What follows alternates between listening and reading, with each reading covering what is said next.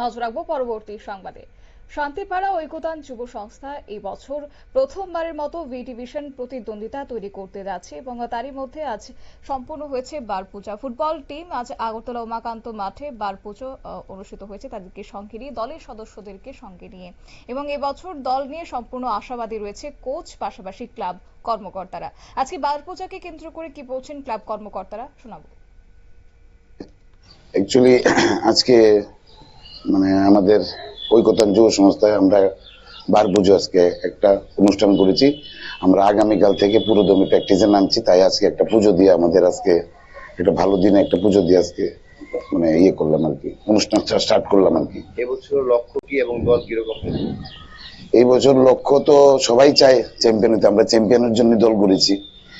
তো এখন দল মোটামুটি ভালোই হয়েছে, ত্রিপুরা রাজ্যের সব প্রমিনেন্ট প্লেয়াররা এখানে ঐকতান এবার সই করেছে। আশা করি মাঠে প্লেয়াররা নিরাশ করবে না।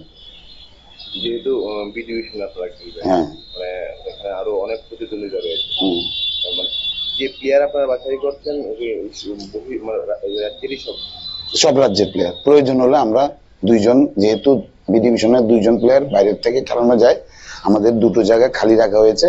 যদি প্রয়োজনে দেখি যে কোনো জায়গায় আমাদের খামতি রয়েছে, ওই জায়গা থেকে আমরা বাইরের থেকে প্লেয়ার আনবো।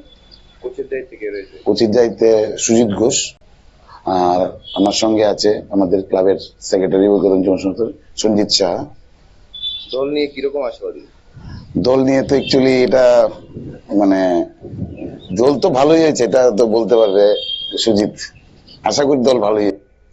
আপনারা শুনলেন ক্লাব কর্মকর্তার বক্তব্য। অর্থাৎ বার পুজো দিয়ে অনুশীলন শুরু হয়েছে এবং এই বছর প্রথমবারের মতো বি ডিভিশন প্রতিদ্বন্দ্বিতা তারা আয়োজন করছে।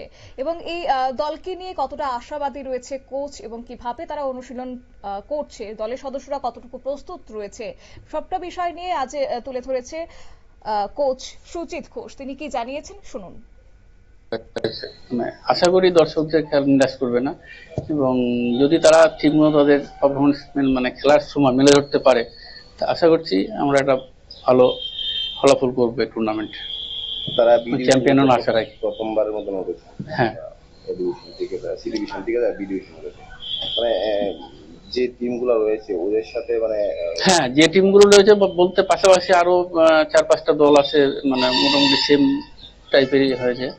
যেমন মৌচাক, ত্রিপুরা পুলিশ, সদ্য তারা পুলিশ মিট খেলে এসছে, তারপরে হচ্ছে সরস সংঘ, ত্রিপুরা স্পোর্টস স্কুল, স্কাইলার, মোটামুটি সেম স্ট্যান্ডার্ডই বলা চলে। তার মধ্যেও তুলনামূলকভাবে আমাদের টিমটা কিছুটা ব্যালেন্স। শক্তিশালী বলতে ধরুন গোলকিপার দুটো আছে আমাদের, সবচেয়ে হয়ে গেছে যেমন অলোক মারা যাওয়াতে অলোককে আমরা রেখেছিলাম ফার্স্ট গোলকিপার হিসেবে। সুরজিৎ আছে, তো দুজন গোলকিপার, তোমাদের একজনকে এখনো করা হয়নি, তা আশা করি 2-1 দিনের মধ্যে এটা নিয়ে নেবো একটা গোলকিপার।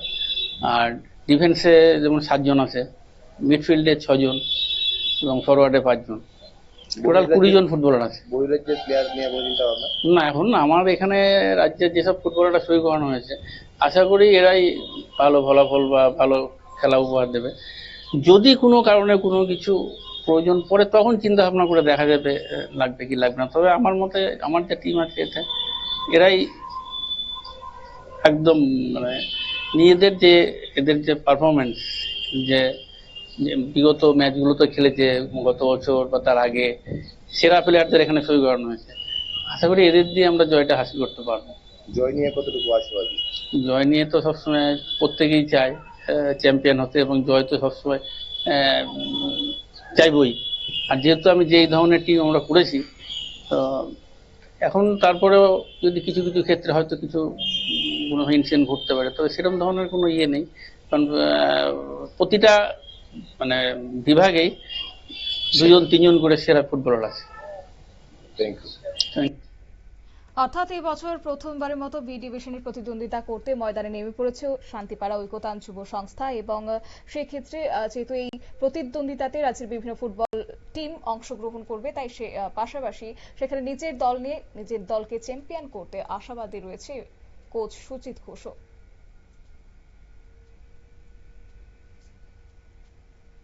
নিয়ে নিচ্ছি ছোট্ট একটি বিজ্ঞাপন বিরতির সঙ্গে থাকুন।